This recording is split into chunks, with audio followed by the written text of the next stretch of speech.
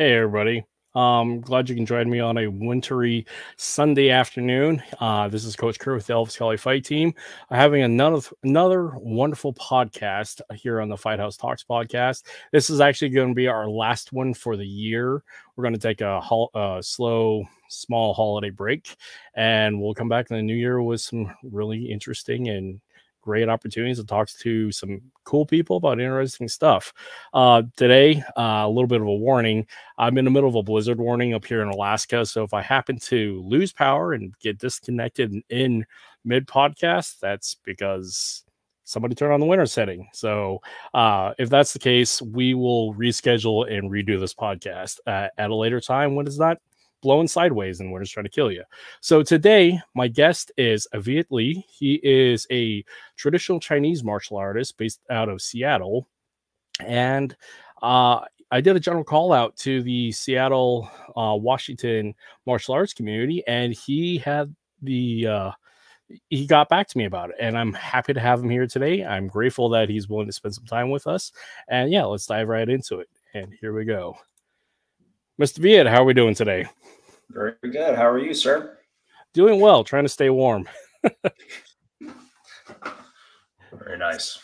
Excellent. So for today's podcast, like I said, we were talking before, we're pretty FMA centric, but we try not to be because, I mean, it's both where Brian and I come from with the larger community, but it is nice for us to have the opportunity to dive in many other subjects. And to be fair, you are actually our very first Chinese martial arts, like solely dedicated Chinese martial arts that we've had here on the podcast. So thank you very much.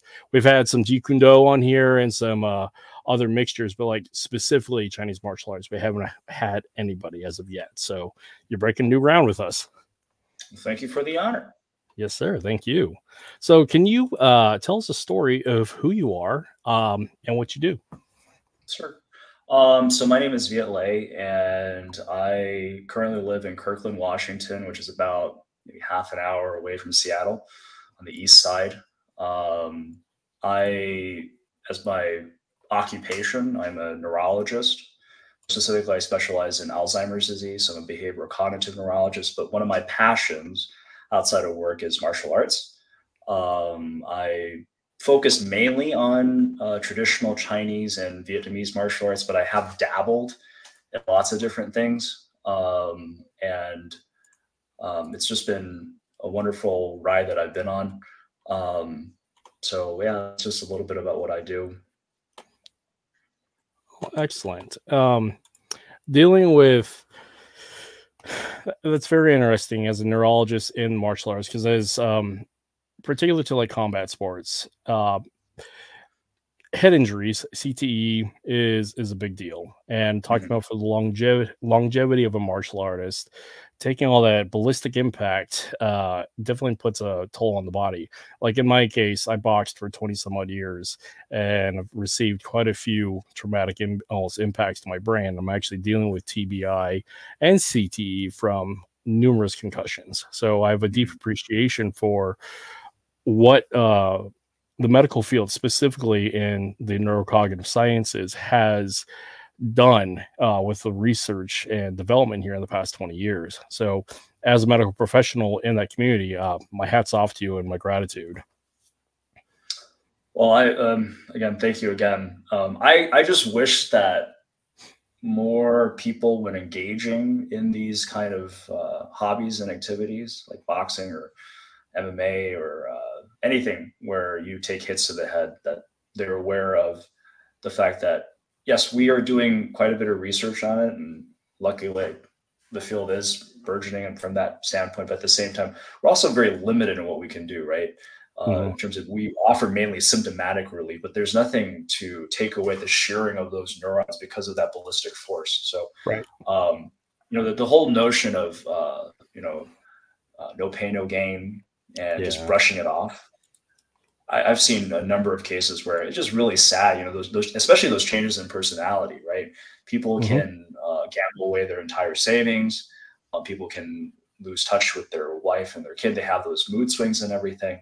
It can be devastating. So it's, I'm a martial artist too, so I love that kind of fun, but just take care of your head, right? Yep. Take care of your.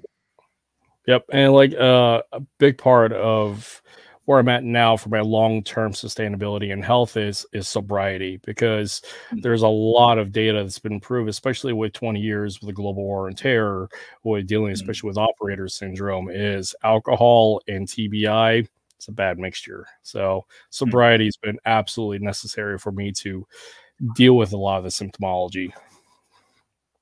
Right. So. I tend to think of our brains, they're not like cell phones, right? You get an update on your cell phone every so often. It works 10 to 15% better. You were gifted with one brain when you're born, and it's up to us to take care of it as best as we can. So we all can have a little fun every so often. But at the end of the day, it's the longevity of our practice that counts the most, right? I think both in like kind of segueing a little bit, both in traditional Chinese martial arts and in Filipino martial arts, right? I was never impressed by the person who had a really short run, right? People who could compete. And then they stopped competing in their 20s and 30s because they're so broken down, right? Yep.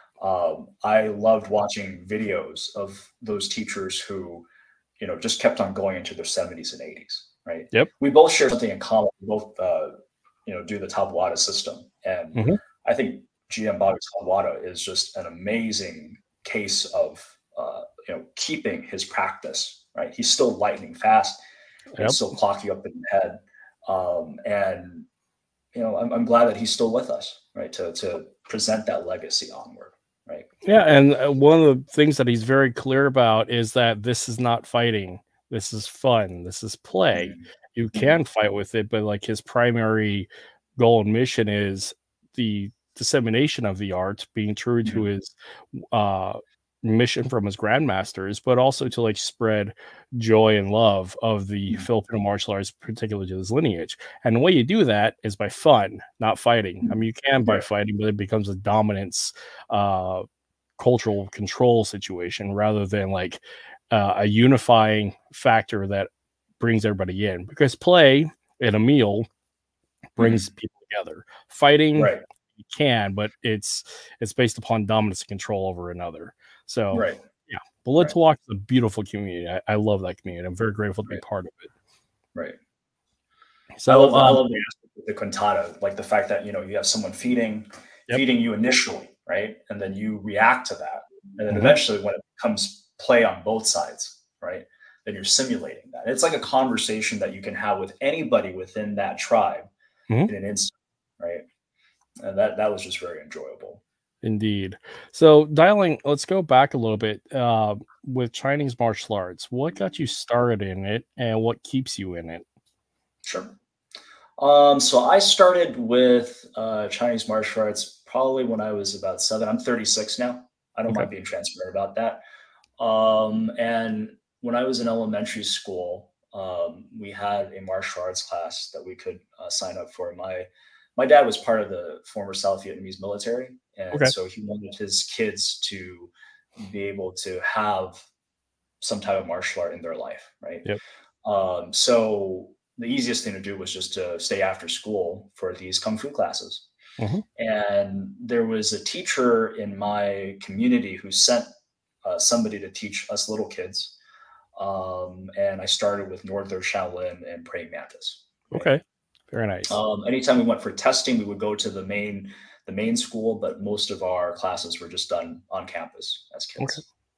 I did that until I was about 10. And then my dad really didn't understand Kung Fu. He's like, how come, there's no board breaking, there's no sparring, there's, just a lot of forms. My dad did Taekwondo in Vietnam, and Vietnam was the first place that was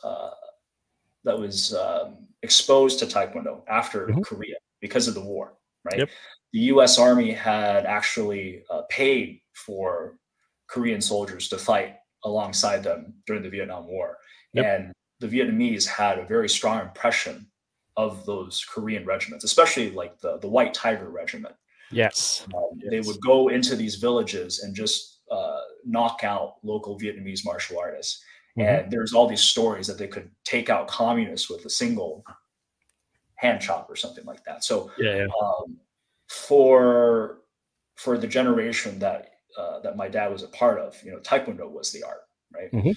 Something that you could easily learn, and it was deadly, right? And the Taekwondo that was practiced at that time, ITF, is not the same as Olympic Taekwondo, and it's not That's even what the I grew same up as with. that Yeah. you see that you see commonly being practiced now, right? Choi Hong Hee did a number on it to make it distinct, right? I Mhm. think the ITF at that time still had a lot of Japanese Shotokan influence, right? Mhm. So my dad took me out. He put me in Taekwondo classes. I did world WTF Taekwondo, Yep. and I got my second degree black belt when I was too young, probably 12, Yeah. 13. And it made my dad happy. And once I got my driver's license, I actually went back to my Northern Shaolin teacher, and I was cocky at that age. I remember thinking that, yeah, these kung fu people actually don't know how to fight, right? I just was there to learn the forms, Mhm. but I felt like I had already known how to fight when I was in Taekwondo. And I was, when I was sparring, I'd actually kick people so hard that I'd break their gloves off, right? There was the safety chop, the Jun-ri kind of things that were kind Yep. of flimsy. And I was so cocky that he made me sit out a couple of classes. And then one time I thought, you know what, let me stay for the black belt class. And I stayed back, and I was sparring with this Mexican guy. And at the end, like he was schooling me. Like I was getting my ass kicked. And at the end, he told me in perfect Vietnamese, "You need to calm down." And I said in Spanish back, "I'm sorry," right? I think I need to relook at kung fu a little bit, right? Because that's the great thing about being in Southern California is we have all these different communities, right, Yep. that live alongside each other, and it's not a melting pot; it's a salad, right? Yep. The Vietnamese part of town, Little Saigon, it still remains very separate. You go up to San Gabriel Valley. That's where the Taiwanese, the mainland Chinese live, right? You have Little Tokyo, you have Koreatown. We get together. You can go into other person's town, but it's still distinctly that person's community, right? Yeah, I grew up in Lancaster, so Okay. yeah. Okay, so So that was a kind of an eye-opening moment for me, and I continued on with that system with that teacher until I went to college at UCLA. I at that time wanted to get into medical school, so I was looking for something to improve my science GPA, and I took a Tai Chi class as part of the World Arts and Culture department twice to boost up my grades. Nice. I enjoyed it quite a bit. My teacher at that time, who I eventually discipled with, invited me to come to his classes in Monterey Park. And that's when I sort of started my journey within this martial arts system called Wutan through Taiwan. And eventually I moved up the ranks. I was able to learn all of the arts that are part of that system, and kind of leads me to the present day. I went to Taiwan just a couple of weeks ago, and I asked for official recognition as a branch. So Nice. It's quite an honor for me to represent my teacher's legacy, and I'm hoping to build a group here in Seattle. Well, that's excellent. And I find Seattle, like Southern California, we talked about this before the podcast started, has that beautiful community setting that it is a nurturing ground for a variety of martial arts. I mean, you have a lot of Balintawak there. You have a lot of mixed martial arts there. There's also I have interacted with several Chinese martial arts there. Not to mention, I mean, you got Datu Kelly Warden and the NSI community. So, I mean, Seattle and the Pac Northwest is really the place to be for martial arts on the West Coast. And I'm very fortunate to have been part of that community here the past couple of years. So I'm hoping actually one of these times I make it back down there that I'll be able to cross sticks with you and touch hands and share me. Sure. We probably, I did attend a gathering when GM was out here. Okay. And I probably, I saw you probably, because if you know Gru Belton, like I was around in the vicinity watching him, right? Okay. But yeah. I didn't make a scene out of it or anything. So totally fair. Well, I mean, at some point we will, because I mean, I find myself being down there at least once or 3 times a year at this point. So it'll be great. So with regards to like history, so I mean, we're both about the same age. I'm maybe 2 years older than you are, and Respect. like, yeah, well, thank you. But when it comes to martial arts in America, because we were talking about earlier about the distinction between martial arts back in the homeland versus martial arts developed here in the U.S. Mhm. And martial arts here, really in the U.S., like in the regards of the 90s and the 2000s, it was very Taekwondo centric. Because like yourself, I also have a background in ITF and WTF Taekwondo. And what is interesting, actually, when I was growing up and competing, getting ready for like Olympic trials and everything, is like the best fighters that I met was actually this Vietnamese church group that practice and compete in Taekwondo in the Midwest. And these are kids that came from the refugee camps. So they had a very specific approach because they had to use it in real world. They came back from the life after the war, and they were very focused as to, we have to do this. And man, I got my butt kicked by them, but it was beautiful. I really love training with those guys. And for anybody who finds that sense of culture and that sense of self after such a traumatic event such as war, coming to the US, developing in the US, it's really interesting to see that tribe get developed and that strength of creating a new culture within and the culture that they have adopted into. And I find that with the martial arts, it's a great example of just that. People coming from foreign lands and integrating as Americans, but still bringing in the traditions that are unique to them, and then sharing it with the community at large. And that's a really beautiful thing that martial arts can do. So.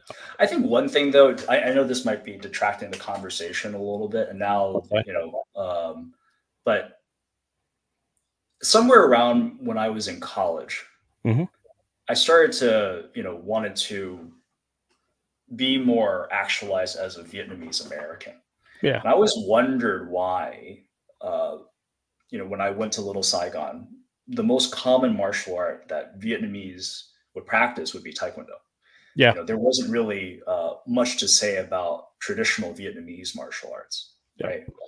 And I think the Vietnamese identity, and I think there might be some similarities between, the communities that we're part of. The Vietnamese community, Vietnamese Americans, Vietnamese people, we're always sort of outward looking, right? We'll practice Taekwondo. We love K-pop.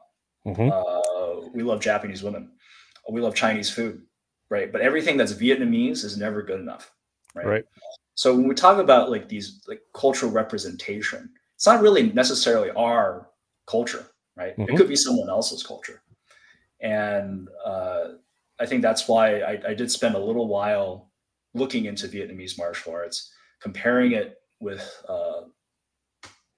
the martial arts that I learned in my community, and also other Vietnamese American communities in the United States, and then with Vietnamese martial arts in Vietnam as well, right? And I was able to come up with a much broader picture, right? And it was really through that kind of research that I came to appreciate my language and culture, right? Absolutely. Not just within the diaspora, but also the grander community, in a sense. Right? I'm in the same boat because I was adopted because I'm an orphan, adopted by a white American family. So I've been displaced, and to use the term, and disconnected from my community and my culture at large. And the ways that I have found my community and culture is through the Filipino martial arts. However, I don't speak Tagalog. I don't speak Visayan. I try, but having grown up in Southern California, my Spanish is better than anything else. Es más mejor por todo. Yes, yeah. But the problem again is there is this identity crisis that comes about being a first generation immigrant. And what's beautiful, though, being a first generation immigrant who making something positive out of something that can be perceived as negative, like this post-colonialism issue that a lot of people coming out of these nations immigrating to the US are wanting to reconnect, is the fact is we are our own culture. Right. We are the culture in between. So we have ties and connections to what we our forefathers, but we're also living the reality of where we live today. And we run into this beautiful aspect of we can create our own culture, and we have the freedom and opportunity to do the best part of it, to put the best foot forward with it, and be free of the baggage that came before and free of the prejudice that is current, and build a beautiful future. Right. You're really optimistic. I like that. I try to be. I've gone through a lot of work to make sure that I am, and from a lot of it for my own mental health reasons. So with that, with traditional Vietnamese martial arts, because my own real exposure to Vietnamese martial arts was Kung Nu, because I had an instructor that worked for me that was a Kung Nu black belt. However, Kung Nu is an eclectic martial arts system. It is. So what are the traditional Vietnamese martial arts? I think the popular ones that you see, like Vo Vietnam and Kung Yu, which is like a again, they're hybrid arts, right? Kung Yu in particular was started by a person who came from the middle part of the country, had a strong background in karate. And I think a lot of the dojos even now will call themselves Kung Yu Karate. And the words Kung Yu actually they're Chinese Vietnamese words, right?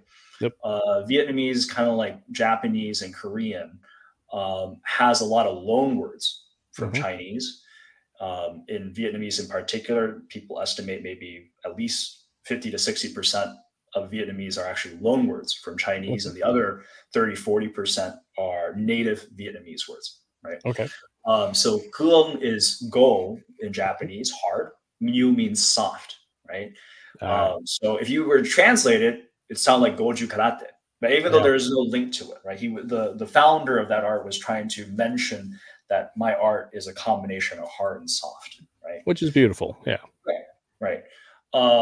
So in that style, there are karate forms, right? I believe they do like the Pinan or the Heian kata, right? You probably have like Kusanku and Basai and all those things. And then you have some Vietnamese forms that he may have picked up from the local area. Hue used to be our imperial city, so it would make sense that he would have picked up those kind of arts, right?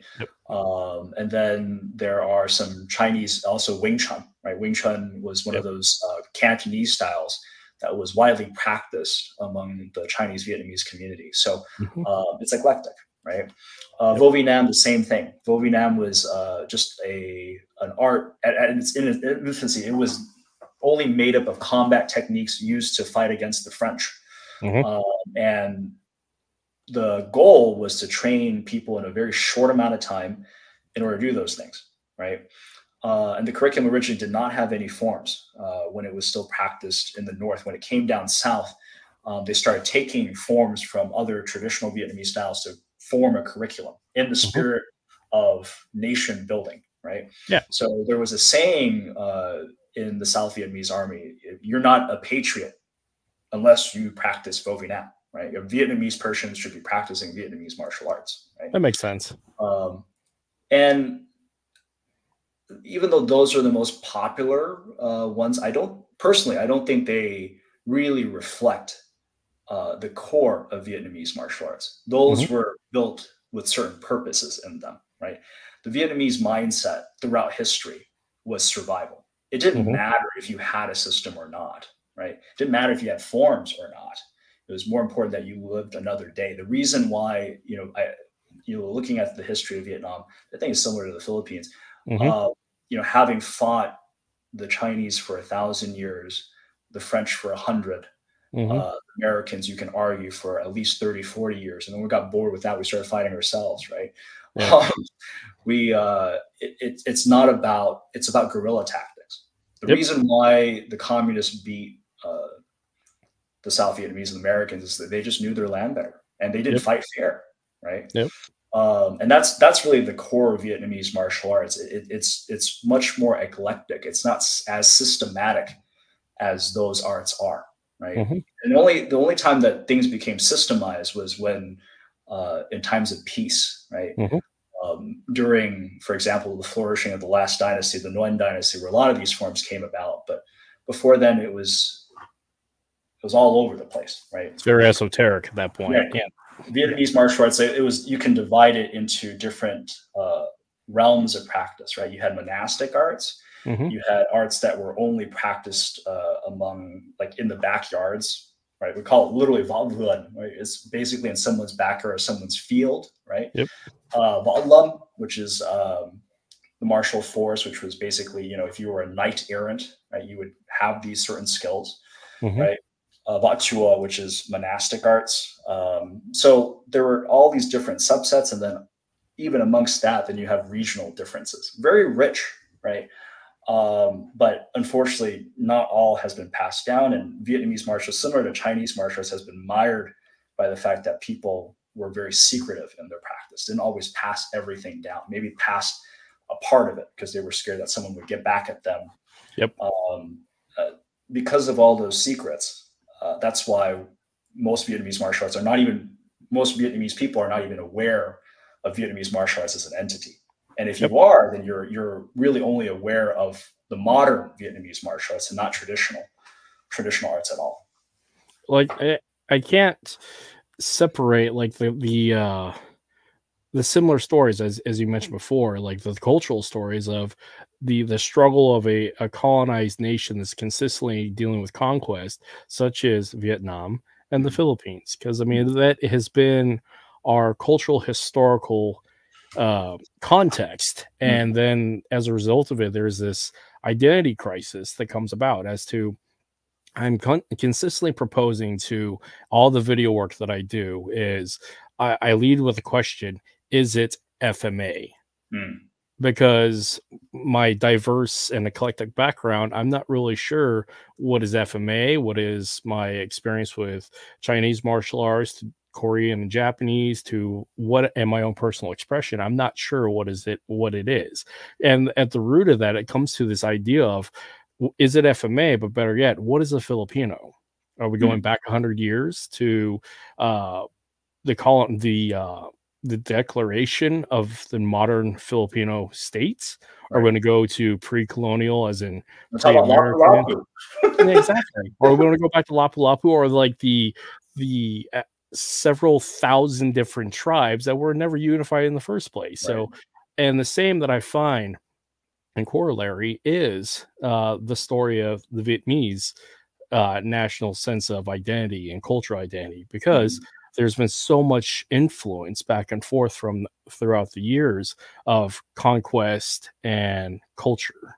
So it's an interesting, like I said, connection between the two distinct cultures. Because unlike some of the classic Asiatic martial arts, like, to a point, Chinese martial arts, Korean and Japanese, it's very culturally systematized, especially the fact that I have a dedicated curriculum going back with lineage and documentation. But you can definitely tell, like, the features that is Korean martial arts, that is Japanese martial arts, that is Chinese martial arts, because they have a very strong sense of cultural identity and pride. And yeah, like I said, with the Filipinos, the Vietnamese, I'm not sure how we answer that, about how we correct those senses of identity, but it is interesting to note that they exist. I think oftentimes we borrow those structures, right? We borrow those structures because even in its infancy, like, you know, Chinese martial arts did not have lineages and all of that. And, you know, in Chinese martial arts, I think, and Japanese martial arts to an extent, but not seen in other arts, like especially in the Western world, is this need to put theory into the style, right? You don't talk about what a Christian martial art is, right? You really talk about that. But in Kung Fu and Chinese martial arts, we talk about internal, external, Buddhist and Taoist styles, right? We talk about regional styles, right? And what does that have to do anything with fighting, right? Not really, right? It's because these people, when they had the time, they put these theories onto what they were doing, right? And now we have a very rich culture of martial arts that we can use these terms with, right? You will hear about things like the 5 elements and the 8 trigrams and yin and yang, and it'll take you for a trip, right? If you're going down that road, and sometimes you have to take the JKD mindset and say, look, punch is a punch, a kick is a kick. True. Right? Whether you want to call Black Tiger steals your heart, or you want to call it a cross in boxing, same thing, right? And we have the luxury, looking back with everything that we know, right? Walking these fine lines between culture and identity, that we can have that awareness, right? I personally think that martial arts is getting better, right? Yeah. In Chinese martial arts especially, we always talk about how great those people were back then, right? Yep. They were training all the time. There were all these mythical stories that are probably only have a little grain of truth in them, and they've been blown up out of proportion. Yep. For inspiration, right? We can use science, we can use physics, we can use anatomy, all of those things to really analyze those stories and see what's real and what's bullshit. Yep, absolutely. A common phrase is battle tested. It's like, well, combat warfare is chaos because the universe, the enemy, have a bigger say in the situation than you do. And on top of all that, you cannot replicate chaos because it's all conditional to the context of that particular engagement. Then this is where fighting is simple because it's principle based, because we live in a constrained world of physics, and human anatomy doesn't do too many things that we haven't figured it out. So with that, the principles of destruction and control and dominance of the human bodies got figured out a long time ago.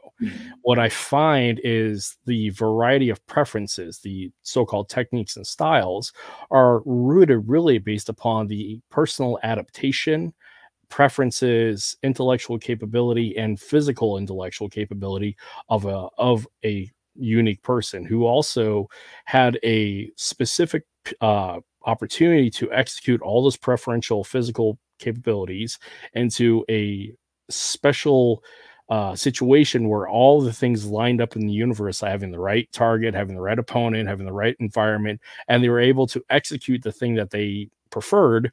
And then 100 years down the line, we have a system that everybody's trying to adapt their own physical capabilities and preferences to match that of the progenitor of the art.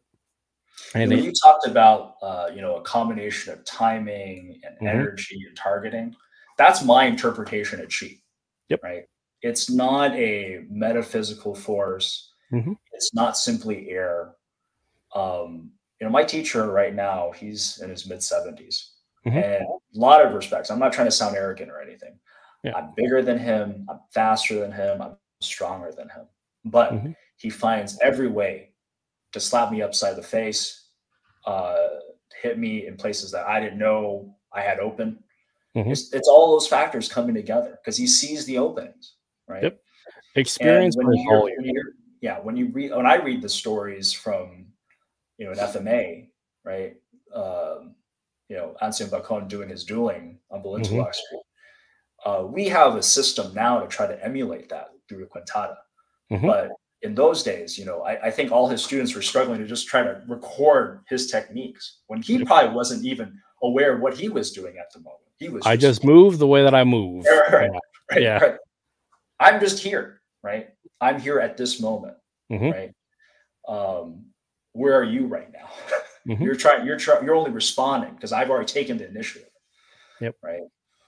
We've lost some of that fight spirit, I think, over time because of just the societal pressures and everything. But like you were saying, we have to imagine those people and how they were thinking. And this is the big part where curriculum is really important because this is where you find like the more systematized methodologies have a dedicated curriculum, mainly for repeatability, especially when they're attached to a government, because with a set curriculum, you can integrate it into the school systems, into institutions of the military, and you have dedicated procedural things that you can pass on with particular benchmarks for progress. A lot of it is measurable based upon conditions of rule sets, but you can measure the efficacy and the efficiency of it based upon those conditions, and it's somewhat repeatable across the board. Now, systematized methods like that do tend to run into this issue about, is it fighting because it's flow and drilling? And they seem oversimplified because they kind of have to be, especially from a military structure, as it has to be effective in a short amount of time, because proficiency can be achieved in a very short amount of time. Mastery, on the other hand, that's a lifelong endeavor that's consistently changing based upon our understanding and physical capabilities as we progress.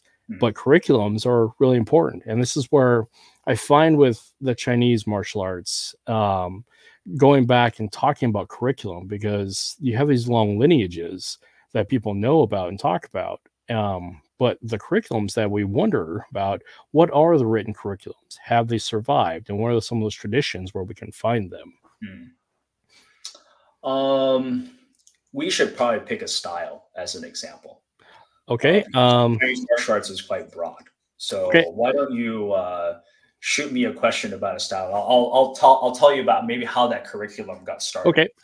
So for my 3 major experiences with the Chinese martial arts, is I started actually with Shaolin foot kung fu. Okay. Got involved with wushu in the 2000s with competing in NASCA, and then later as an adult, I actually got involved with Taijiquan, and I practiced that for several years. Okay.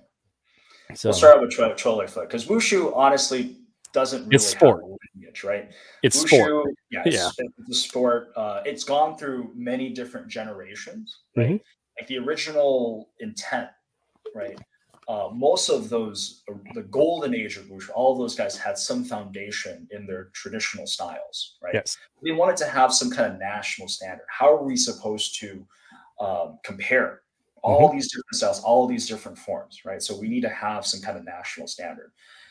And at that time, right, let's say you were a long fist practitioner and you wanted to learn Southern fist, Nanquan, you would have to go seek out a Southern Kung Fu teacher, right, to learn those basics. So each of those styles, even though you had only one form of compulsory that represented the entire style, it still had a set of basics, Jiben Gong, for each style, right? Over time, that is not the case anymore, right? So you have people who go from Southern fist all the way to Xingyiquan. They're like, well, it's just a form. I'll just pick that up over video.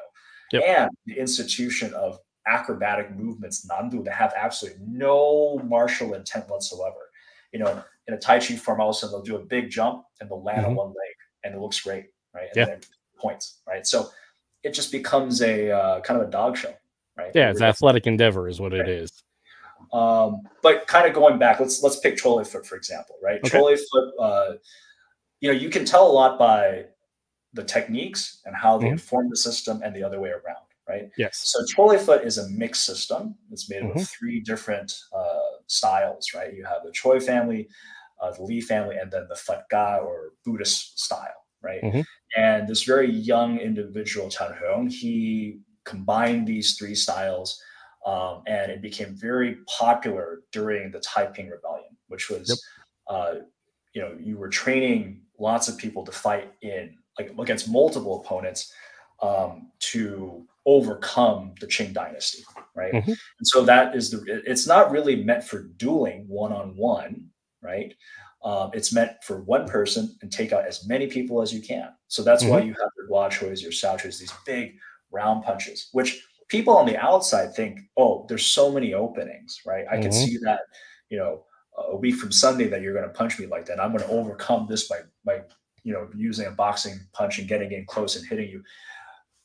People don't understand that all that takes an awesome amount of coordination between the upper and lower bodies, right? And the minute that you see an opening, they're actually covering it with their footwork or their stances. And when you're going against a Chole foot person in sparring, you better watch out, right? Because those angles are very hard to defend against, right? Just like in, you know, in Kali Eskrima, just the simple 1-2, Ekis, right? That's a main move, a main combination you see throughout. Why? Because it's very hard to block against. And the same thing with the Guachoi Saochoi. Good luck, right? You can try. There's all these rivalry fights between Wing Chun and Chole foot. Those 2 styles didn't get along in Hong Kong. And the minute that, you know, depending on who you heard it from, oh, Wing Chun was more superior than Chole foot, the other way around. If I had to put money on it, and I don't mind making an opinion, I put money on trolley foot, right? Yeah. You just have to be careful. So that system has an amazing amount of forms, hundreds of forms, right? And also subsystems like boxing doesn't have as many forms; it only has 3 forms. Hong Sing, which has a lot of forms. When I was in Vietnam, I visited with a trolley foot teacher who called themselves Ho Hong Sing, which means after Hong Sing, right? Okay. Hong Sing trolley foot being like the main branch, right? And his system, and mind you, this man actually in Saigon, Chinatown, it was made up of different territories. So like a certain subsection of the city practiced Wing Chun, a certain subsection of the city practiced trolley foot, Hung Gar, what have you. He set up his school in the middle of Bok Mei territory, which, considering these styles are not the same whatsoever, the fact that he did something like that was pretty impressive. He must have been it's provocative is what that is. Exactly. That's the right word for it, right? And in his version of, he explained trolley foot history as this. He's like, there were 2 kinds of practice. He didn't call them styles, but practice, right? He called it Ming Bun and An Bun, so light and dark, right? Light meant that if you were teaching for the public, right, you needed to have forms to keep students. You had to have things like lion dancing, all of those, lots and lots of weapons, right? Partner training, a huge curriculum to keep people in, right? And the purpose there was to build up the spirit, right? Unity building. Whereas his method, he only practiced 2 forms. He had a bunch of these lines that he would go back up and down the room, and he would do them solo. He did it with weights, almost similar to a kettlebell. We call them the stone lock. And then he would do 2-man training. And then I asked him, hey, do you have any fancy weapons? Like, what kind of weapons do you do? Because trolley foot has a huge armament of weapons, right? Not just the main 4, saber, sword, staff, and spear, but they got the lion-headed trident, all sorts of things. Like, I only do 2 weapons. I do the short stick, and I do the folding chair. And I was like, what do you mean by folding chair? Do you mean the bench? Like Jackie Chan? No. He pointed to one of those folding chairs that you see everybody eat off of in Vietnam, right? He's like, that's what I know how to use. That's all I would use. And I was like, why did you pick such, like, no offense, Shifu, but why did you pick such, like, trashy weapons to learn how to fight with? What about all the other things? He's like, you don't understand. When the communists came, we didn't have access to any you didn't have any sabers or any of that. So I learned what the most you had. Yeah. So it was like a little short baton, and he had it on his wall, and he was very proud of it. Like, that's what I know how to use, right? So the style informs technique, techniques inform style. It goes back and forth, back and forth. When you understand that, so that's why trolley foot is the way that it is, right? And depending on the kind of practitioner that you are and what you're interested in, it's going to lead you down these different paths. Right?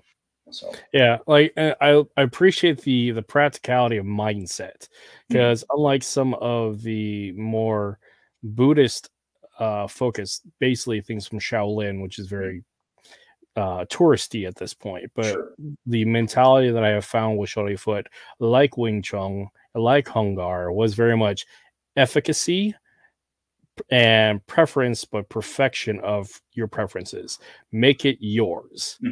And it sounds a lot like Jeet Kune Do, but again, these are all human ideas of make it yours, because you're going to move how you're going to move. And again, that's what, and my exposure to trolley foot has been very practical, pretty straightforward. And the thing that I find with my expression and what I can remember to movement, this is where a lot of my staff work ends up, I end up being more harkening back to my background with trolley foot with it. And this is where the expression comes out and the enjoyment of it. But I'm so out of practice with the rest of the physical sets that I tend to blend, but I also appreciate where it comes from, but trying to figure out where it comes from. So, I mean, Inasana himself said that, one of the best things that you could do for like opening, just having that sense of stability was stance work, which is not something that you would expect somebody like him to say. Yeah. With all of his experiences in Filipino, Indonesian martial arts, but he was also an Ed Parker Kempo guy. Yep. And, I think there's something to be said about these traditional styles how they build up the body holistically, right? Not everything has to have a combat application, right? Nope. Yep. I use this codex, right? When people ask me, well, do you know the application of every single part of your form? I was like, honestly, my teacher didn't waste his time, right? Nowadays, when I come to see him, like he tells me, he asks me, what do you think it is? And if it makes sense, he's like, I agree with it. If it doesn't make sense, then let's try it. Let's test it. Yep. Right? I think that's fair, right? But the true measure of a teacher is letting the student figure it out, right? That's why it's a living martial arts. Traditional martial arts should be seen as a living tradition, right? Yep. It is not, a museum where we take these items, we dust it off, and we look at it and we put it back right on that shelf, right? We are supposed to work at them, personalize them. We are free to change them, right? But within a certain construct or structure, right? Not necessarily breaking the mold, but we can bend that mold to fit us, right? And I just wish more people would understand that aspect, right? And not piss on traditional martial arts all the time, right? We have the greatest thing. Do you honestly think that no one thought about ground fighting back, in the days of the Greeks and the Romans and Chinese martial arts, Filipino martial arts, a lot? That's all there. It's the all human. So I'm gonna be very crass, but humans learned how to fucking fight a very long time ago. This is why we are a species still today. So the destructive capabilities, meaning, and efficiency, we figured that out a long time ago. And I find because of nation states and cultural identity, we get fixated on the features that are regional and specific to culture and cultural identity.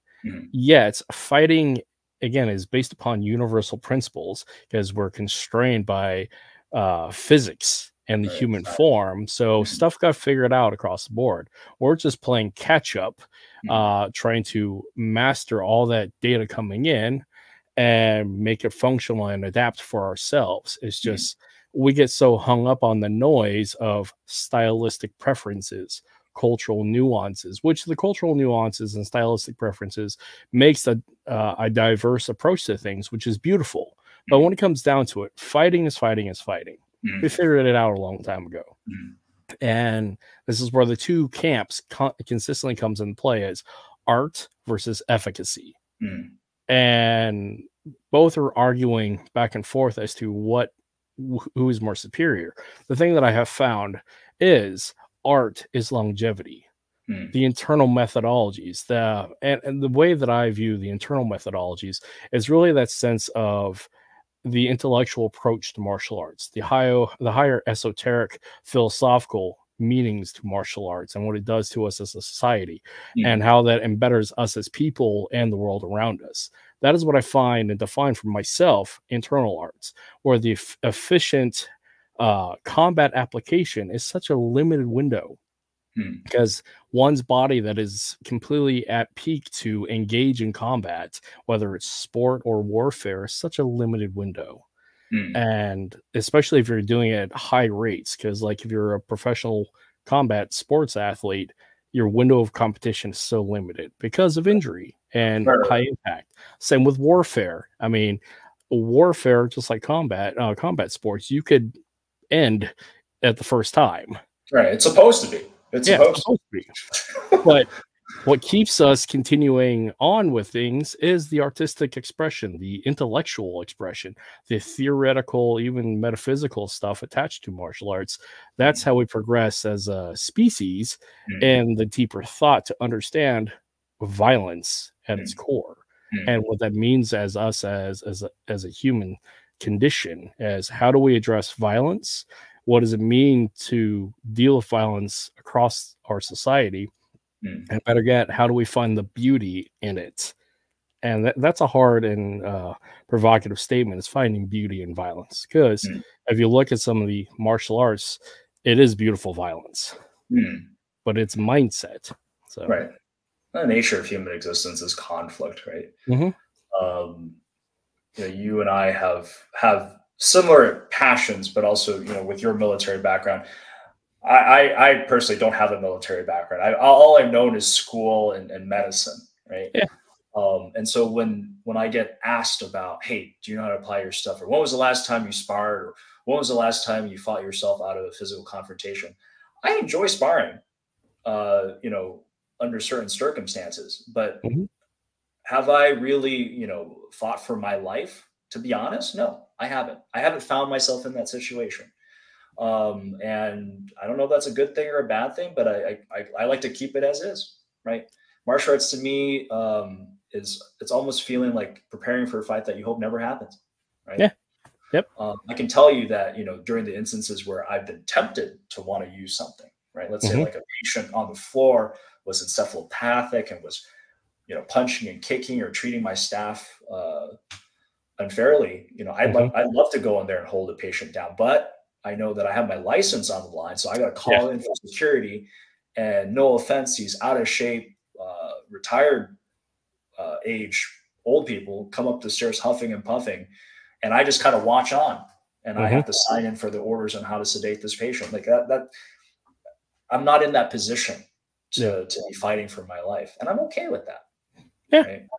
The fact is, and this is that accepting, I mean, ego is the enemy, but ego is also our friend because it gives us opportunity for ambition, especially if we use it in a positive sense. But the young man who is brash without the maturity and the bigger perspective of all the things that they can lose, they're the one consistently going into the fight. And this is why militaries are full of the young, impressionable young men who are not going to survive. The phrase is be wary of the gray beard upon the field, littered by young men. And because they've survived and gone through that and have the experience, but comes at the risk, comes at the loss of sense of self, all that sense of resiliency and all that trauma. But this is the other part when we don't have to necessarily have that battle tested, proven expectation, because we live in a relatively safe community, safe and developed society. The intellectual process of saying, hey, I could get in a fight, but let's go down the list of all the things I'll lose. And that sense of knowing, because this boils down to control and understanding violence. If I can control myself and my response to things, I'm in control, and I've taken the initiative. I'm not letting things dictate how I respond and what I do. And that comes from a sense of confidence and resiliency, having faced with either physical experiences or intellectual experiences to say that, hey, I could address this physical altercation physically, but do I have to? And we have a choice now in modern society, right? Yeah. I think Chinese martial arts, the history of Chinese martial arts, it was transformed by the flow of history. Yep. Right. Chinese martial arts started off likely as a bunch of separate techniques with very little theory. Right. And over time, those got codified into forms and lineages and styles. Right. But still no theory. It really doesn't come into that stage until probably into the late Ming and Qing dynasties, and even into the Republican period, where by that time, things like what we call the cold weapons, like swords and sabers, didn't matter anymore on the battlefield. It was all about the hot weapons, right? Gunpowder. So that's when people started to kind of put theory into the martial arts, talk about things like cultivation, talk about things like nation building, right? Which I think makes it pretty unique as a cultural practice, right? Amongst others, right? Whereas when I see Filipino martial arts with its emphasis on efficacy and drilling and dueling, right? The Philippines hasn't really had enough time of peace to have to go through all that, right? Its history as a colony, like you stated, fighting with Spain, fighting with America, fighting with the Japanese. Never really had the time, right? No. So yeah, and what's interesting, especially with the documentation of things, because we live in the age of the internet, and the Philippines is battling it out on the internet, or they have Filipino martial arts communities battling it on the internet. We have an opportunity to see like the progress during peacetime, and we actually get to see this play out in a wider perspective, because like the issues about history and technology is a lot of the social conflict issues of, say, like some of the classical martial arts, like Chinese martial arts, Japanese and Korean, is that a lot of their debates and exploration and development happened before the wide documentation of technology in real time, because you could write a treatise, you could write a book and pass down a scroll of lineage and trying to figure it out after the fact. But there isn't the consistent debate at scale and immediate as they are today.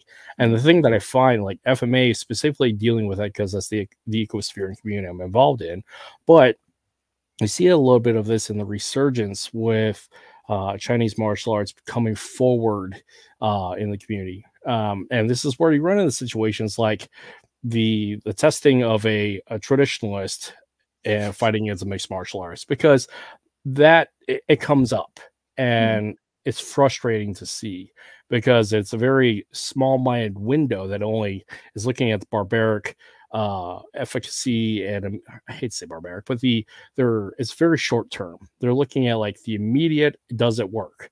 But there's so much that they're dismissing out of turn because they beat the guy in the fancy uniform while he's half naked and combat sports shorts. But they're missing all the culture and all the arts and the philosophy, even though, yeah, they beat them hands down, just straight did.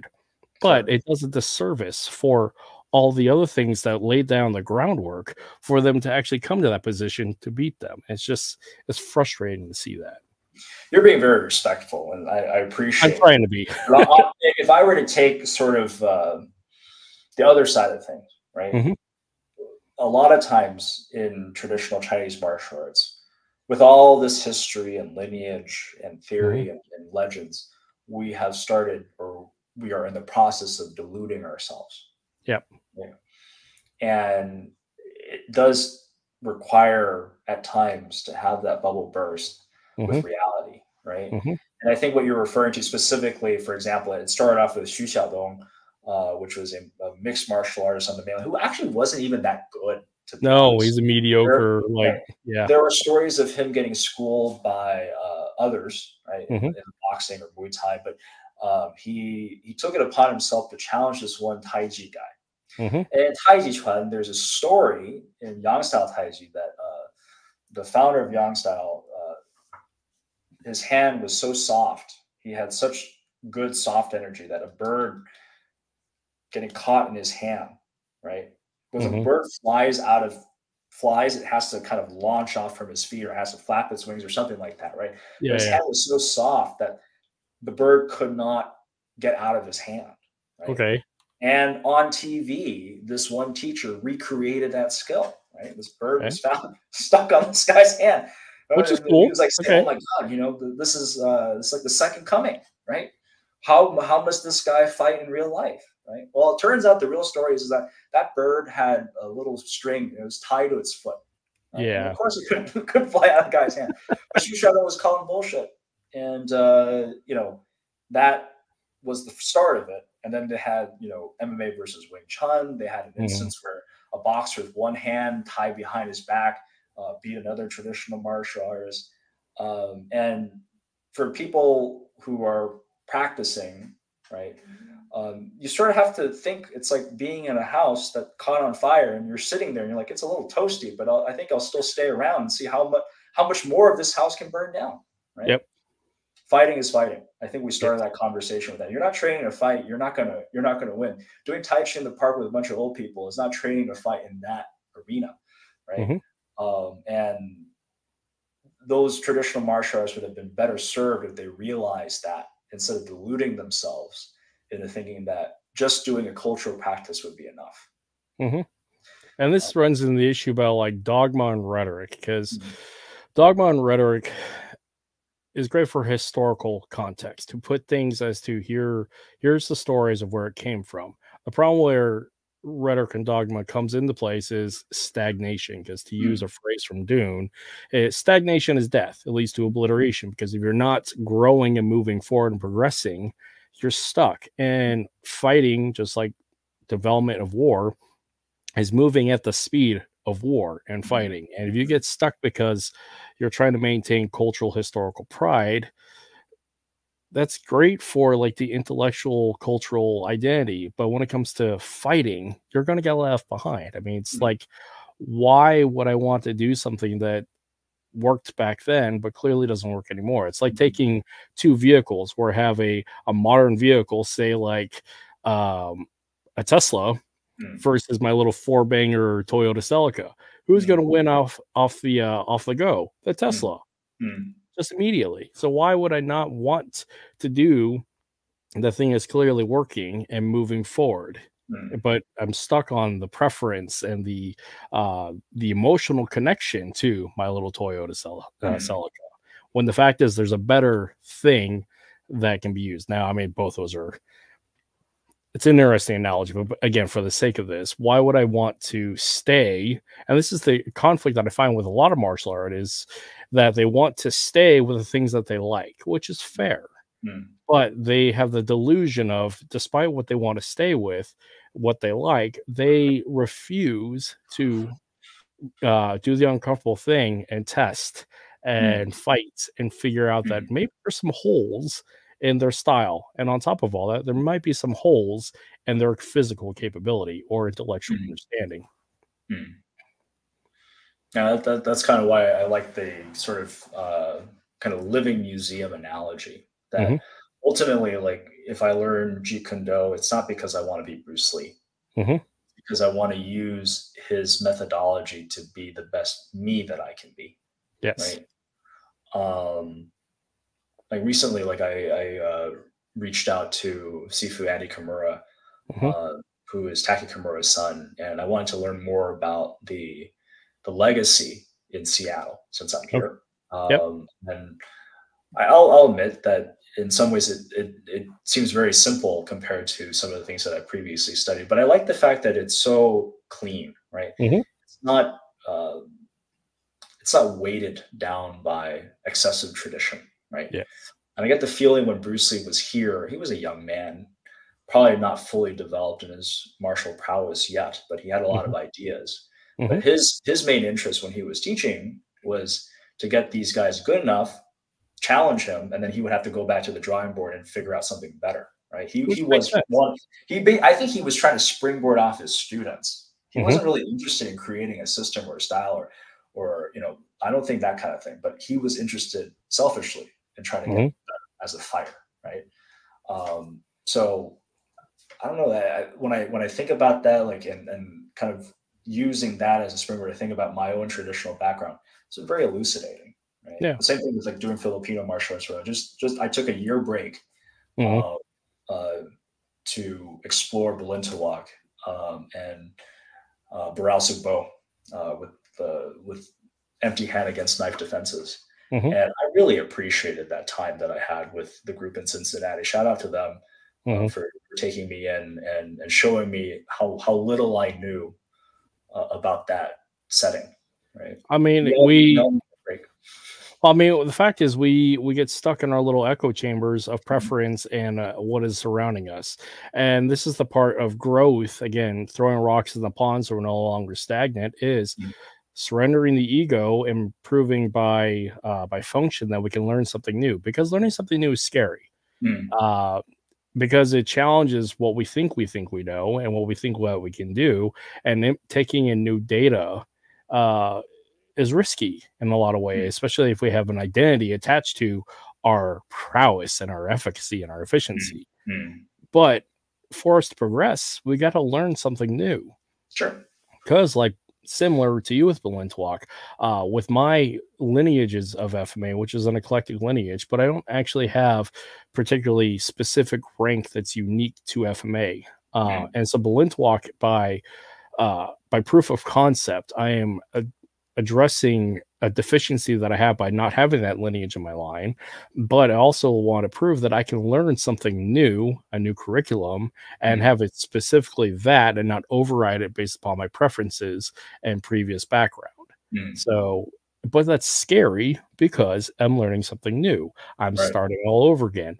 And also, like, what's scary about it, especially when you're doing it publicly at the issue of when you do things online, you run the risk of all those things of being genuine, being vulnerable. And yeah, it's public scrutiny is a tricky thing. And it can be scary. And for a lot of people that get stuck in these little echo chambers of, I'm good at this, and this is all I do, and I'm safe. And they're unwilling to take the step to learn something new and do it publicly. And I think it's important for us to do that to grow. So, okay, I know this is an interview where I respond to your question, but I like to ask you your experience. Do you feel the burden of trying to pass everything that you know to someone? Yeah, I do. How do you handle that? So the way I've handled it in the past is, I mean, I had a dedicated school. I had a fight team. I had several students, and that idea of like, this is the lineage particular that I'm passing on. And that only lasted so long as I had the gym and the team.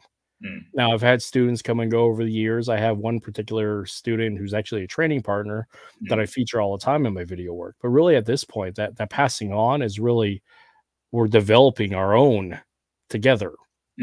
And so there's that weight of like making sure that I share enough information to him that I can maintain my own skill set and bring him up so we can continue developing. And so there's that weight. But really the weight of it is passing it on to my children, because who else is going to teach them the things that I know? And that is really more important to me than passing it on to a group of students who aren't by blood. I mean, it sounds awful in a lot of ways that I just don't. I've been talking about keeping things in the family, keeping on like tribal knowledge, keeping on things that is really going to matter for people that's in effect. It's really my children, because my children are the ones who are going to be the subject to all the knowledge and wisdom that I and my wife pass on to them in a holistic tribal sense. So if I'm going to pass on all the basic things of like learning how to drive, change a tire, how to cook and clean, I have to pass on these other things that are uniquely to me. And the martial arts and the culture attached to it is uniquely to me. And no one's going to pass that on to them because they don't have those experiences as I did. So that is the weight and the burden, but it is also the great opportunity for me to do so. And it's not so much that I have to, I get to. Oh, well said. I'm saying this as my wife's pregnant and she's doing it, and she's already told me that I should not be teaching our daughter. And okay. At first it hurt a little bit.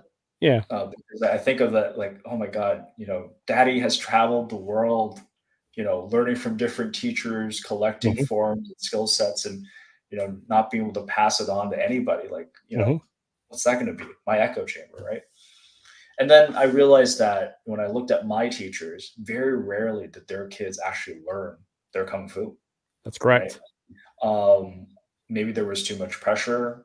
Maybe, life took those kids in a different direction. Like my Shifu son, like he learned maybe in the first form, but got really interested in basketball. Right.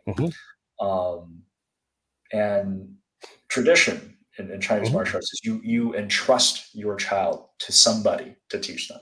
Yes. You don't do it from the very beginning. I don't know if that tradition is in Filipino martial arts. Honestly, I don't know either, because I wasn't raised traditionally as a Filipino. So I don't know. Sure.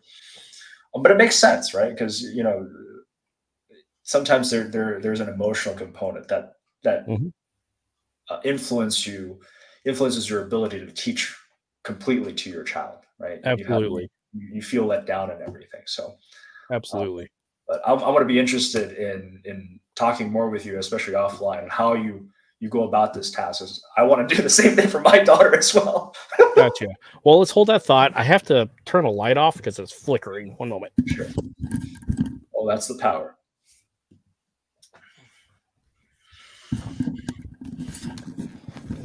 I'm hoping my power isn't going out because of the winter storm. So if it does, my apologies, everybody, and my apologies to you, Viet. So in short, so when it comes to like the passing on of knowledge and how I do that to my children, is I've had to reframe, because the way that it was passed on to me is I have to do this because the adoptive family that I was raised up in had a lot of conditions as to this is who we are. Because even like the family fighting words, our family motto is remember who you are. And in Latin, it's memor quem possess. I mean, it's the fighting phrase that we use. So there's a lot of weight and burden as to conditional identity. Who are we? We're fighters or soldiers. This is who we are. So is that the only thing that we can be? Is it my value conditional and my love conditional based upon meeting those requirements? And on top of all that, what other things were discarded because I was trying to meet those requirements of being a soldier, a warrior, a martial artist in preparation to continue on the family line. And what that does is create a sense of resentment. And on top of all that, this this issue of I have to discard the things that I want. I have to surrender my free will. Yeah. I lose that sense of agency because I have to live up to the family standard. And that's not just unique to me. I mean, everybody else who has something that's uniquely like Asian parenting. Yeah, exactly. Well, my parents are white. So I know. But here's the other part about, so when it comes to my children is and I tried to do this when I had the gym, because I mean, my children grew up in the gym.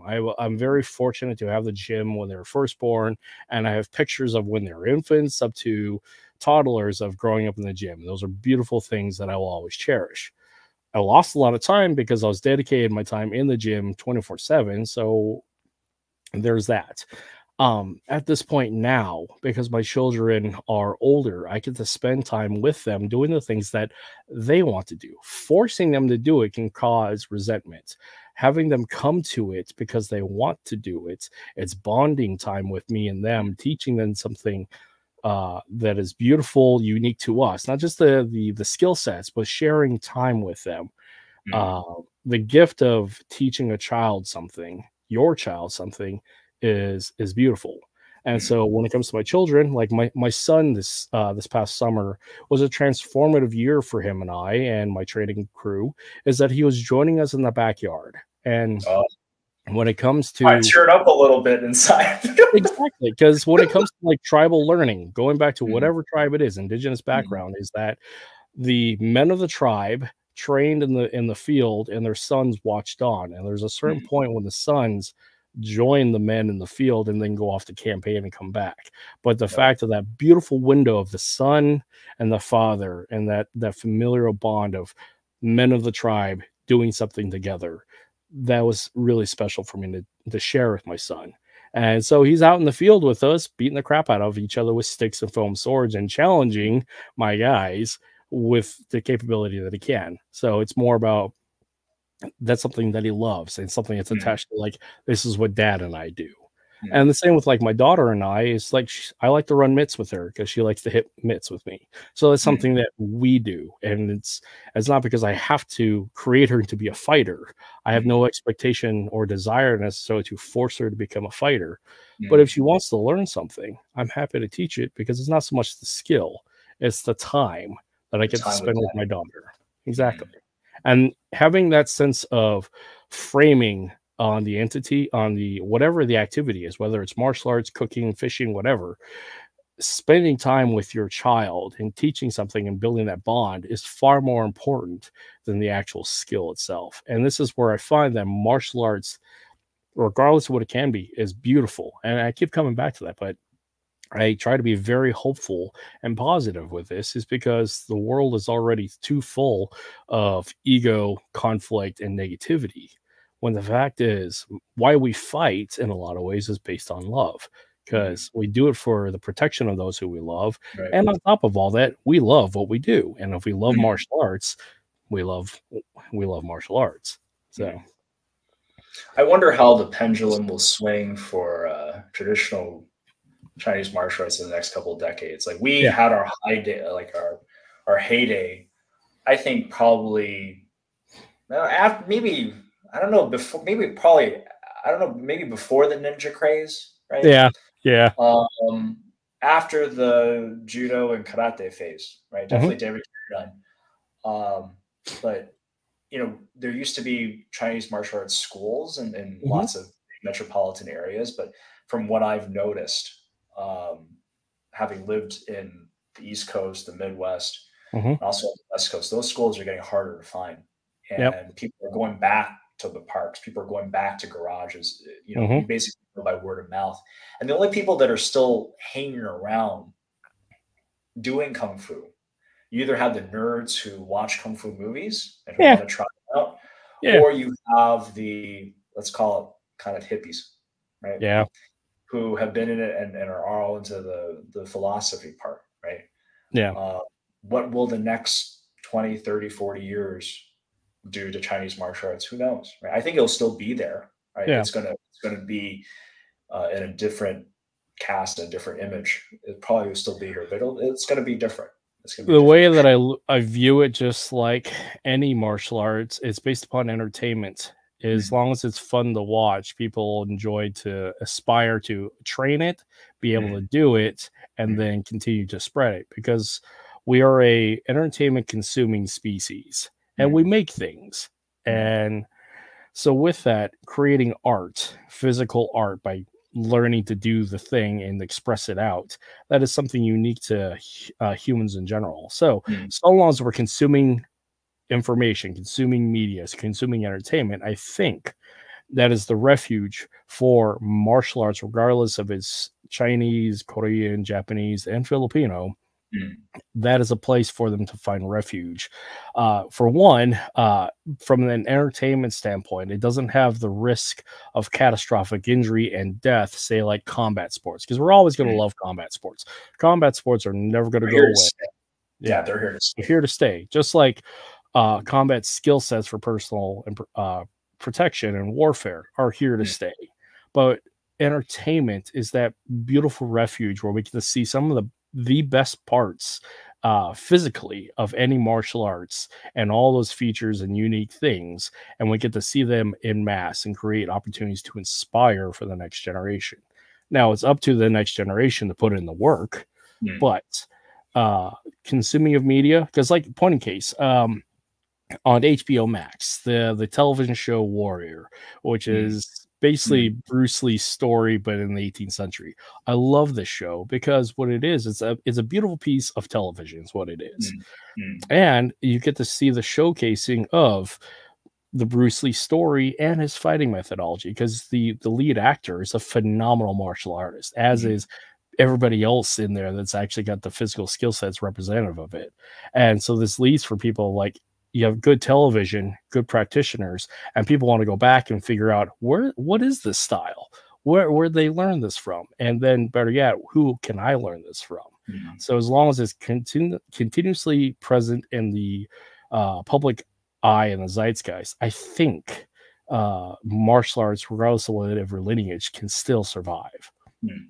Now, the risk of it is when the secret systems, the obscure systems that refuse to come to the public eye, those die because nobody knows where they come from. And if their blood lineage passes, it goes away. So I think, because if we have the right, the privilege, and the requirement to pass on knowledge, I think on top of all that, passing on knowledge is documenting it and spreading it out, because nobody will know what it is unless they see it. And so I during this pandemic, I decided to take it upon myself to just record all my forms. And you know, I started off with very limited video editing. And I remember there was just a lot of time that I didn't know what to do with. I was still in training for my Alzheimer fellowship in Cincinnati. And all of a sudden our clinics closed down and we didn't know what to do. We weren't seeing patients at the time. And I remember the first time I asked my wife to film me do something just so I could have a project to occupy my time with. I bought her a cup of coffee. And she told me 3 times, I'm going to film you 3 times. And if you don't do it right, we're not doing this anymore. And that led me eventually to continue on. My friend gave me a camera as a gift. I got better with a little bit of editing. I'm not great with it, but I've documented my curriculum, the curriculum that my teacher taught me, among other things. I just posted online because I feel there's no secrets, right? Yeah. Only, like, even if I've had people tell me that they've learned my forms from watching my videos, and honestly, don't really care. If you can learn it from my videos, go ahead, right? Because it meant that you took the time. And it doesn't, just because you learn from a video doesn't mean you have my kung fu. Doesn't mean you have the summation of my experiences, right? Yep. So there's no secrets anymore. The secret thing really was kung fu was shooting itself in the foot with that approach, right? Yes. The Japanese, the Koreans, they put all their curriculums online, right? That didn't hurt them in terms of their efficacy or their popularity. We should have endeavored to do something like that and have these kind of open discussions earlier on. Now we're just trying to catch up. Right? Agreed. But documenting things and putting it out online is also very interesting for the sense of, for the individual putting it out there, because it creates, I mean, you're open to the scrutiny of the universe, and people are so risk adverse to putting things out there because risk of ego, being trolled, all these potential negative things. Sure. But anybody who is willing to put themselves out there to public scrutiny, just like anybody who's willing to get in the ring, anybody who's willing to get off the couch and go to the dojo or the training hall, they're already doing something more than the other person who's refusing to do it. So I applaud and appreciate anybody, regardless of how silly or whatever, who's willing to put information out that they believe is theirs and their truths and their capabilities, because the fact is it takes a lot of bravery to do that. And it's important because if it's not out there, nobody's not going to know it's there. And on top of all that, what it does also for the individual, it puts a check on them to make sure that they are being professional and provide and accountable. Exactly. Right. So, because the responsibility of knowledge is a big deal. I think especially when I went to Taiwan, I didn't really even though, my Chinese is okay. It's serviceable for my purpose. I can order in Chinese at a restaurant. I can, talk Kung Fu Chinese, but am I fluent? No. Right. Yeah. But it was enough to navigate through the different schools that I visited in Taiwan and talk to those teachers. And they didn't really have a lot of things to comment on because they had already seen my videos. Right. And so when I asked to be an official branch, they easily granted it. They didn't really think twice about it. Right. And I really put it up there sort of, I didn't really think about, is this going to make me more popular? Is this going to make me this, that, or other thing? It was sort of a beacon call. Hey, this is what I'm practicing. Is there anybody practicing like me right now? Right. Could you give me corrections? Right. And I always fall back on the fact that I am a passionate hobbyist. Right. I'm not a professional teacher. I never owned a gym. I train out in the park. Some people will come by to practice, but that's the extent of it because I am a physician. That's what I fall back on. I'm a doctor, not a professional. Right. Well, yeah. So I just consider myself a passionate hobbyist. Right. Which is also important because here's the other one too, is what kills a lot of martial arts, and to a point almost killed mine, is doing professionally. Because anybody who's doing professionally full-time and doing this to feed their family, this is a really hard life. Martial arts, unless you're a professional athlete, even then, or professional stunt person, like a martial artist, you're physically beating yourself up consistently, regardless. Right. And the opportunity for exposure and getting up to those higher branches is so limited. So anybody who does martial arts professionally for a living to feed their family, that's such a hard life. And when one is fortunate to have an alternative source of income to not have to deal with their day-to-day, it allows them to have the opportunity to actually allow their martial arts to grow and not actually become contingent upon their financial success. Right. In Chinese, they call it meal ticket. Yeah. Yep. Yeah, like your bowl of rice. So, yeah.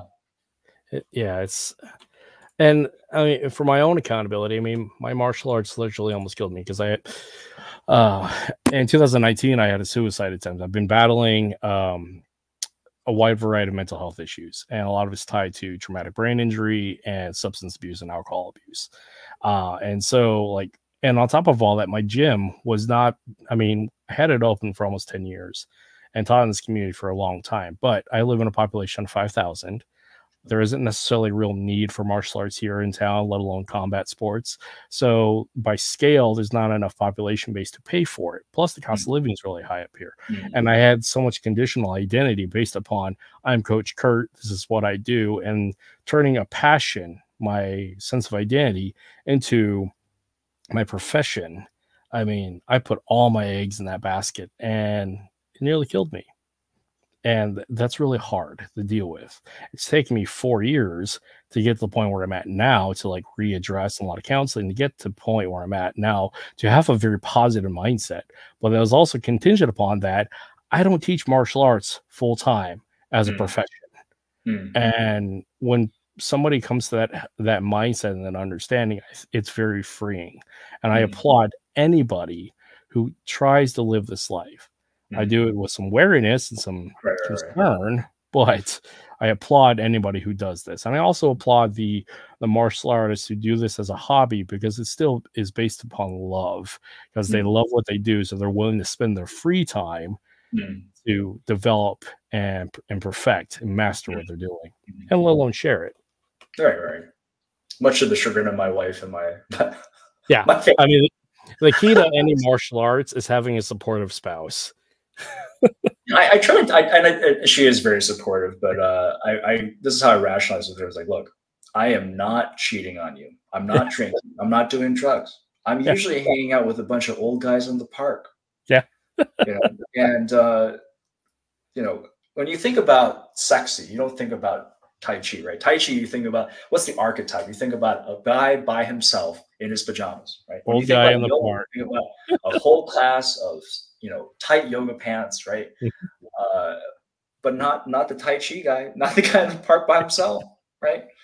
So I brought my wife to some of these events, and she's come to understand. That's all I need. I don't need her to join in. I just need her to understand. Look, this is just a part of me, right? So I'm grateful for that. And that's awesome. I'm very happy for you to have a supportive and understanding wife, that this is how you find fulfillment, and this is how you find joy amongst, I mean, I can imagine many other things. So speaking of which, because like the thing that we run into with a martial arts podcast is this what everybody fixates on. You're a martial artist. This is what you do. This is all you are. But better yet, what else do you do? What brings you joy? What are some of those other hobbies that you do outside the martial arts? During these 3 years, I picked up a musical instrument. Okay. And I wanted to learn something that wasn't Western. Okay. The last thing I played was the flute back in 7th grade, and I was nice. I wasn't very good at it. So I was at home with my mom, and we were both bored of talking to each other. My mom was like, I'm going to take singing lessons. And I was like, I'm going to go find a teacher of traditional Vietnamese music. So I picked up the 2-string fiddle. In Vietnamese, we call it Dan Nhi or Dan Ga. In Chinese, we call it Hu. And you may see homeless people in Chinatown playing this thing, or maybe in the New York subway. And I did a month's worth of lessons before I started my job. And when I went off to Chicago, I found a teacher there, and I continued on with private lessons. And now I don't really have as much time since I got married. Oh my God, don't post that. I'm kidding. Anyways, you know what? I posted for everybody to see. I think I've made progress. I don't sound great. I don't even sound as great as those homeless people. But learning how to read music as an adult was challenging for my brain. And I take pride in the fact that I can play simple things like Christmas carols.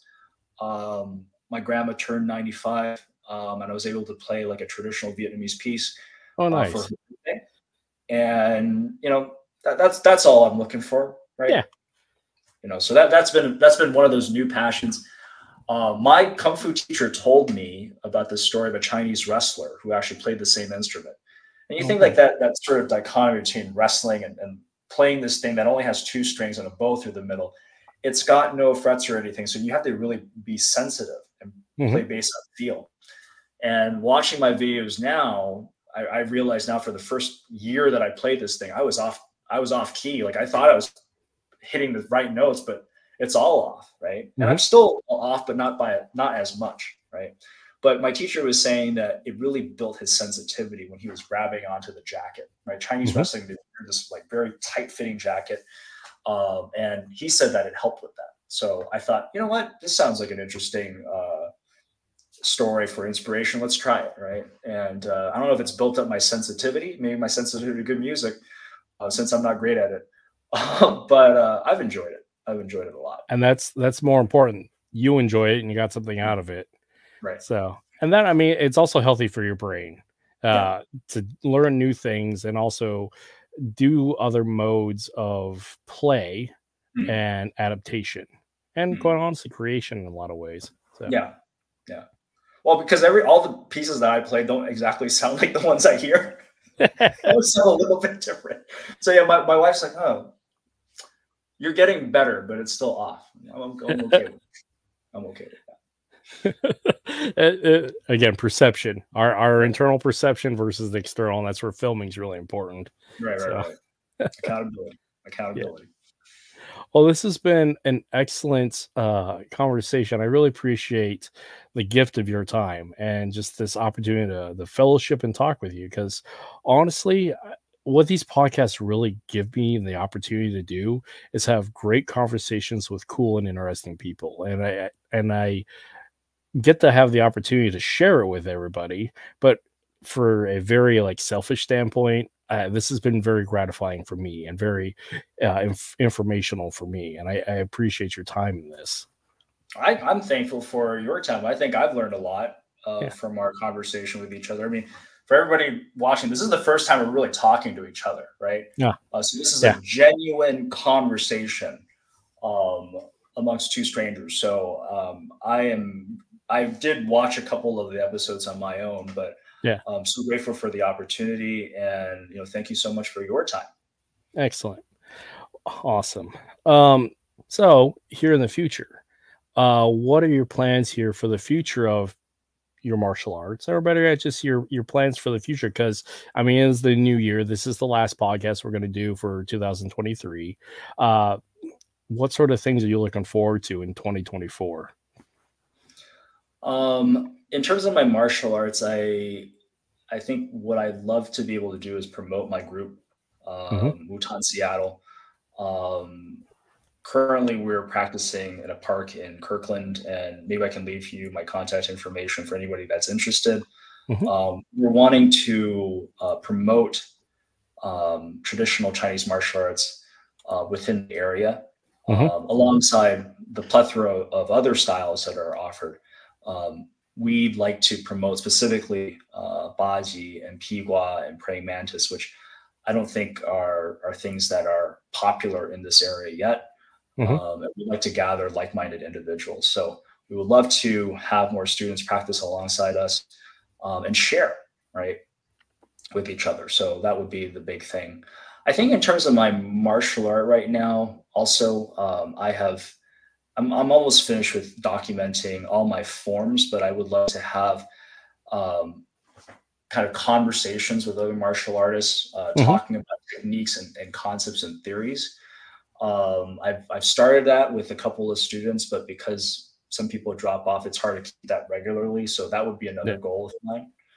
All of this is kind of bounded by the fact that I'm going to be a father soon, and I don't know how much time I have left. So I'm excited about those things, but also wanting selfishly to build my group. I'm taking a trip to China in 2 weeks with my wife to Xi'an and Shanghai. I'm hoping to do some filming and talking to local teachers on the side. And I am going to Vietnam at the end of January. I just bought my ticket this weekend, and to me, it's like my last hurrah for martial arts. I'm going there by myself. I am putting up a schedule of teachers that I want to see. The topic for me this trip is I'm really interested in the kickboxing scene in Vietnam. Because, yeah. Kind of. Well, So, yeah. So what happened was I won't take too much of the time. Oh, that's fine. Basically, Vietnam was part of Indochina, and that included Laos and Cambodia. And before then, these three countries, which really didn't share much in common other than being the same geographical area, in order for martial arts to interact with each other and not just within their styles, there had to be some kind of medium, right? And so English boxing, boxe anglaise, was brought and spread, right? And then along with that, there was also boxe libre, so free fighting, right? Which was some kind of kickboxing art, right? So, the Cambodians had Pradal Saray, Kun Kamai, right? The Laotians have Muay Lao. And for whatever reason, Vietnamese kickboxing is not really talked about. And it came about as a part of those societal pressures, right? How are we going to compare skill with our Southeast Asian neighbors, right? There has been recently, especially during this pandemic, a lot of interviews with these former prize fighters in the ring, and they're now in their 80s and 90s. And I feel like time is of the essence, right? If I don't go and talk to them now or learn something now, I won't be able to, because I think once I have a kid, I won't be able to travel back for another 8 to 10 years. Yeah. So I am really trying to organize this trip and make the most out of it, and hopefully come to some observations about that time period, right? Hopefully, bring that back to anybody who's interested, right? So I have a week, and I'm preparing for that. That's awesome. And yeah, congratulations. And thank you for the collective community, because documentation is how we maintain a living history and don't allow things to just go into oblivion and obscurity, because there's so much knowledge that is lost, just like any library that was burned throughout history. When you lose a martial arts master or just a teacher, you lose so much information and wisdom. And so because we're at this point of, we have the technology and the opportunity to disseminate that information so immediately, the burden upon us today is to document and share it. And anybody who does, that is a gift to the universe. So congratulations and thank you for that. So yeah, and safe travels. And thank you. And congratulations to fatherhood. It's a lot of sleepless nights, a lot of diapers. So there's that. But what it also is, I mean, it's very fulfilling of like centering yourself and have an understanding of who you are, because a child is that absolute like living embodiment of who you are, and finding that peace and beauty. Yeah, it's powerful, and it's also painful. And like in the case, like my daughter is 12, and I'm consistently trying to remind her and myself that I've never been a daddy to a daughter before. So we're both figuring this out together. So my congratulations and best of luck with that. And with like, what's interesting about taking a break from martial arts is taking a break allows your brain to settle down, your internal dialogue and your understanding to settle down, and you can think about stuff and come back to it new. Just like coming back to a piece of writing, a piece of music, it gives you opportunity to come back with new perspective. And one of the things I have found, like the progression I've gone from starting in the backyard with my father, my uncles, my grandfather, and then my friends, and gone through that path and journey, I find myself in the backyard with my friends and my son. And it's interesting how you can always come back to it. And that's what I find what martial arts can be in that long term is, regardless of where you're at in your lifetime, you can always come back to it and find something unique and new. So yeah, it's a discipline that I think it's gone into your bones, right? Yeah, that's not going to leave you. So yeah, thank you. Thank you. Well, this is a good spot to end. Again, like I said, I appreciate you for everything that you've done and spend this time with us. I would love to pick your brain later about brain stuff. Sure. That is very specific to like the things that I'm dealing with. So that'll be a different conversation for later. But I want to drop you down, finish our outro, and just hang out in the lobby. I'll catch you here in a sec. Okay. So yeah, thank you. All right, everybody. Thanks for hanging out. If you're going to catch it afterwards, that's great. Like I said, this is our last interview for for 2023. We'll be coming back again sometime in mid-January. I have some really interesting guests and cool guests and just cool things happening here in 2024, at least planning for it. So look for that on Facebook and all that. Feel free to like, subscribe, share. If you have suggestions for guests or if you'd like to be one, just get a hold of me, get a hold of Guru Brian, contact us on the page, and we'll make it happen. And for the last bit here is Viet's information for his website. Definitely check that out. And of course, find his Instagram page because I don't think he's got an actual Facebook page for his group yet. But you can find him here. And yeah, have a wonderful Sunday afternoon or Sunday evening at this point, and enjoy. I'm gonna awkward silence trying to get out of this thing.